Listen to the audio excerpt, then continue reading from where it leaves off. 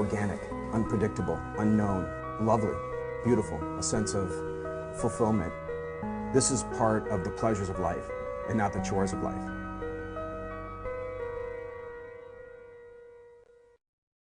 Coming up on your latest edition of Daily Iowan TV, flood recovery and a stomach bug, both in their final stages. That plus your latest Hawkeye sports and 3-day weather forecast. Your Daily Iowan TV news update starts now. I'm Tom Brokaw. For more than 100 years now, the University of Iowa community has been waking up to the Daily Iowan. Today, it's the largest newsroom in eastern Iowa. And now you can see the news every night on Daily Iowan TV and get it anytime worldwide at dailyiowan.com.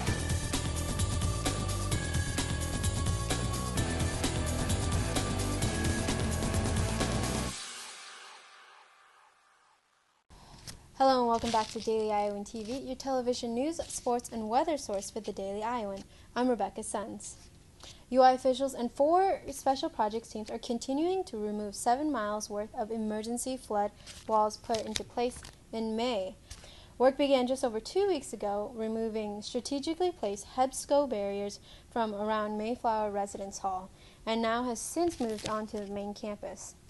Officials are estimating the total cost of establishing and removing the flood protection will be around $5 million. 5 years ago, flooding in the Iowa River cost an estimated $743 million worth of damage.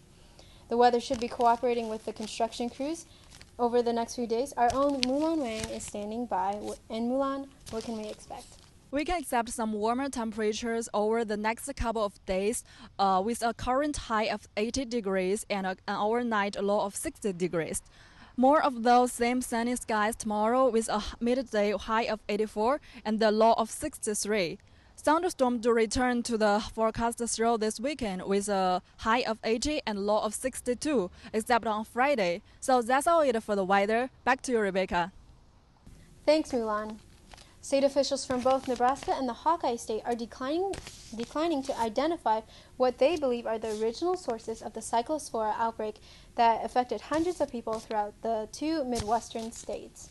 The state's top food and safety expert in Iowa has gone on the record believing that the bug has passed, but a Nebraska health spokesperson say her officials don't have, quote, a clear picture of the brands involved.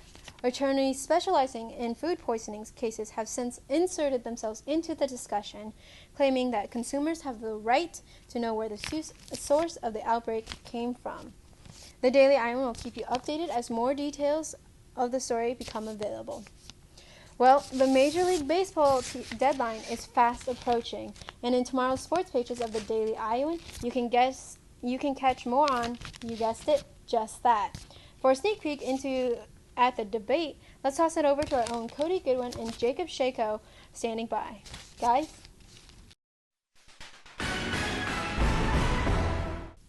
Thanks, Rebecca. I'm Cody Goodwin here along with Jacob Shako back in the DI Sports Cubicle. We're here to argue a little bit about the Major League Baseball trade deadline that had just passed early on today on Wednesday.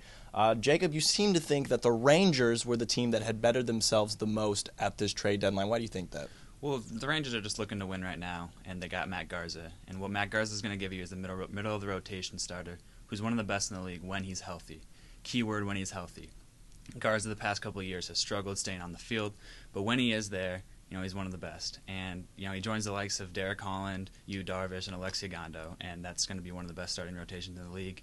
And I wouldn't be surprised if they stay healthy sometime they continue to play as August comes around. See if Garza can help the Rangers catch the A's out there in the West, but I'm going to go ahead and take that the Orioles probably bettered themselves the most here out in the AL East. They just got a hold of Bud Norris, who may be one of the bigger names, which speaks to this season's trade deadline. Bud Norris brings a 3.93 ERA from Houston to Baltimore, where the rotation has a total of 4.64 ERA. That's their average. So see if Norris can help the Orioles keep pace with both the Rays and the Red Sox out there in the East. As we close in on August and September, Major League Baseball is going to start heating up even more. That's all we have here from the Sports Cubicle. Rebecca, back to you. Well, that's going to do it for your Wednesday edition of the program. You can read more on all these stories in Thursday's pages of the Daily Iowan, and only with Daily Iowan TV can you get a sneak peek into those pages. Read about the possibility of new Poncheros apartments and a trade deadline counterpoint in sports.